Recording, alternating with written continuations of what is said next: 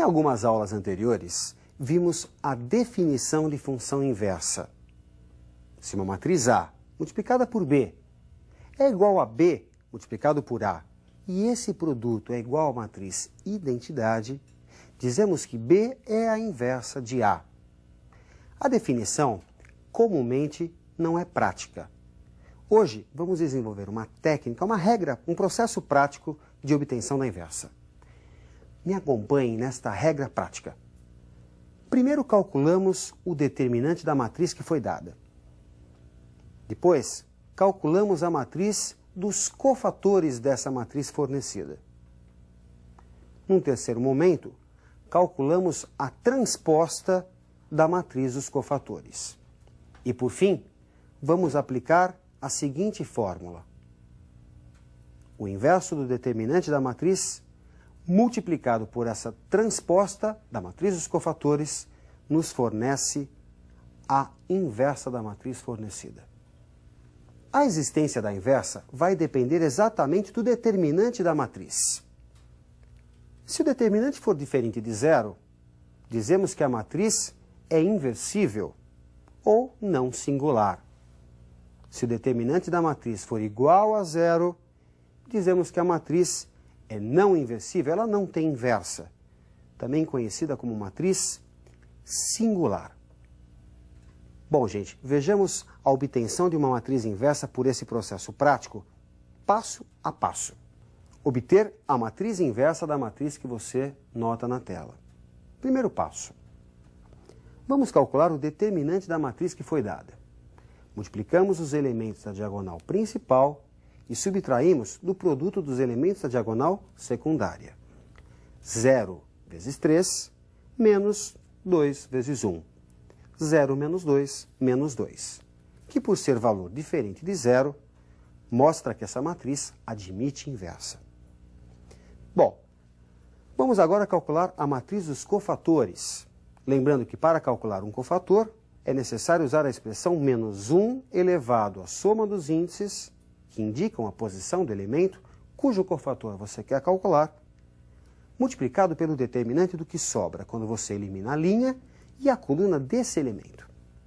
Resulta como matriz dos cofatores 3, menos 2, menos 1 e 0. No terceiro passo, vamos transpor a matriz dos cofatores. Lembrando que a transposta é obtida quando você faz linha por coluna. Troca-se linha por coluna. Portanto, a primeira linha, 3 menos 2, vai ser a primeira coluna. E a segunda linha, menos 1 e 0, passa a ser a segunda coluna. Para obtermos a matriz inversa, basta multiplicarmos essa última matriz, a transposta da matriz dos cofatores, pelo inverso do determinante da matriz. Nesse caso, menos meio multiplicado por 3 menos 1, menos 2 e 0, que resulta menos 3 meios, meio, 1 e 0. A matriz inversa goza de várias propriedades importantes. Me acompanhe na tela. Se a matriz A é inversível, então a sua inversa é única. A inversa da inversa é a própria matriz A. Se A e B são matrizes inversíveis e de mesma ordem, então a inversa do produto é igual, muita atenção aqui, ao produto das inversas, só que primeiro a de B e depois a de A, nesta ordem. Se A é inversível, então a inversa da transposta é igual à transposta da inversa. E fundamentado no teorema de Binet, um teorema bastante cobrado nos vestibulares, que diz que o determinante do produto é igual ao produto dos determinantes, podemos dizer que o determinante da inversa é o inverso do determinante da matriz.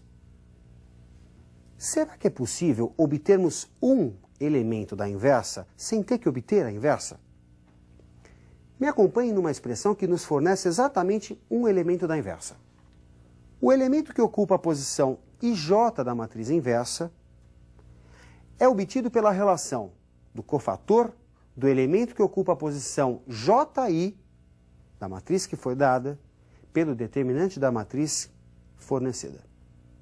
É importante que você perceba a troca de índices.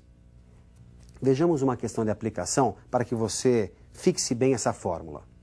Me acompanhe num exercício.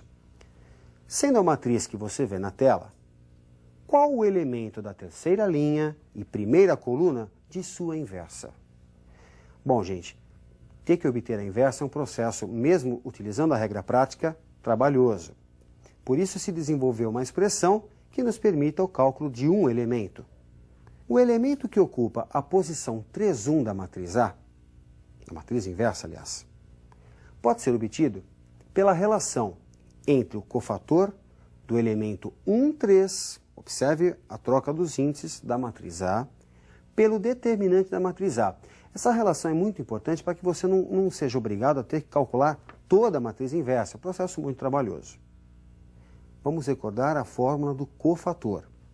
Menos 1 é da fórmula, elevado a 1 mais 3, que é a soma dos índices que dão a localização desse elemento na tabela, multiplicado pelo determinante do que sobra quando você elimina a linha 1 e a coluna 3.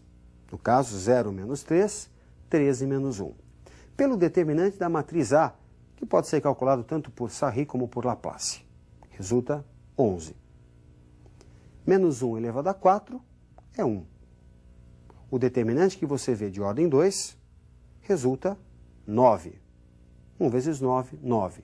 9 sobre 11 é o elemento que ocupa a posição 3,1, terceira linha e primeira coluna da matriz inversa.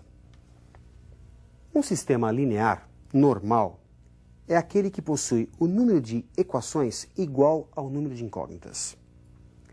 Me acompanhe num processo de resolução conhecido por Teorema de Cramer e que nos permite obter as soluções de um sistema normal.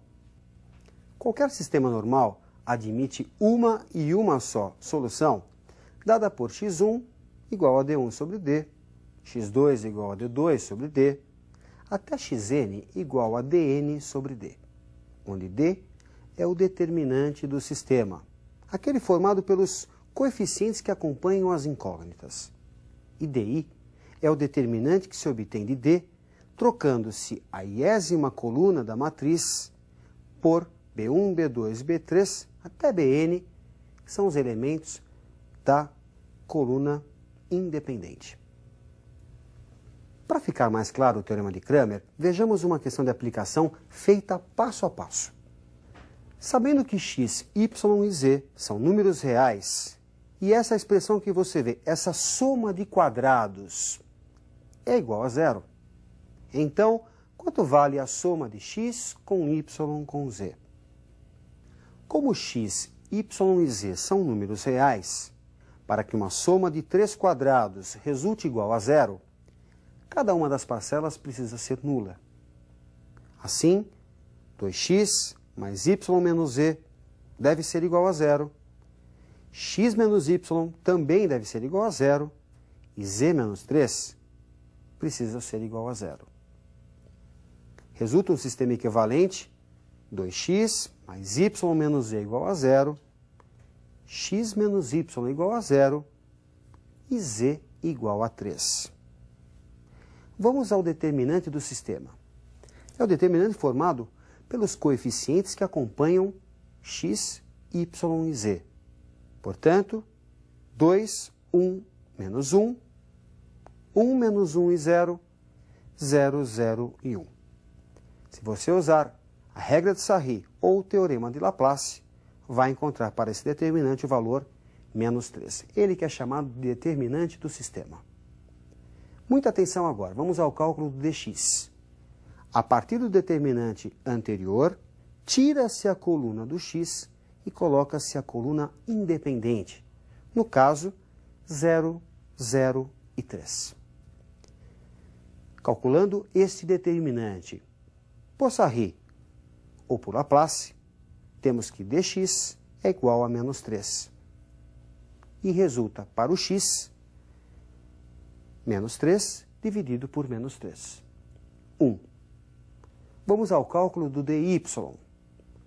Retira-se do determinante do sistema a segunda coluna e coloca-se a coluna independente, 0,03. Após o cálculo deste outro determinante, resulta dy também igual a menos 3. E o y ficará igual a menos 3 dividido por menos 3, que também dá 1. Vamos ao cálculo do dz. Retira-se do determinante do sistema a terceira coluna e vamos entrar com a coluna independente, 003. Aplicando uma das técnicas que já foram citadas, você vai encontrar para o dz menos 9.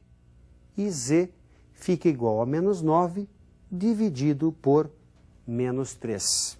Resulta z igual a 3. E a solução desse sistema fica 1, 1 e 3. E a soma desses valores, x, y e z, como pede o exercício, fica igual a 1 mais 1 mais 3, 5. Para terminarmos, vejamos agora o método de Gauss para a resolução do sistema. Me acompanhe na tela. Vamos resolver o sistema que você observa na tela, transformando-o num sistema equivalente mais simples, seguindo o seguinte roteiro. Para obtermos B2, multiplique a primeira equação, A1, por menos 1 e adicione o resultado a B1. Para obter uma nova linha 2, C2, multiplique A1 por menos 2 e adicione o resultado a C1. Resulta neste outro sistema um pouco mais simples, como você observa na tela. Para obter B3, multiplique B2 por menos 1. Para obter C3, multiplique B2 por 3 e adicione o resultado a C2. Resulta um sistema chamado de escalonado.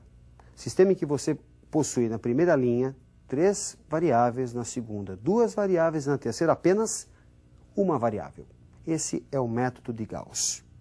Como você pode perceber, basta algumas multiplicações e somas para chegarmos no sistema escalonado. Resolvendo esse sistema, a partir da última equação, que é a equação C3, resulta z igual a menos 1, substituindo em B2, aliás, em B3, resulta y igual a 2, e substituindo esses dois valores na primeira, resulta x igual a 1, e o conjunto verdade, 1, 2 e menos 1. Bem, como você pode perceber, é possível também usar o teorema de Gauss. É interessante que você pegue mais exercícios e treine esta ferramenta chamada escalonamento. Ótimos estudos e até a nossa próxima aula.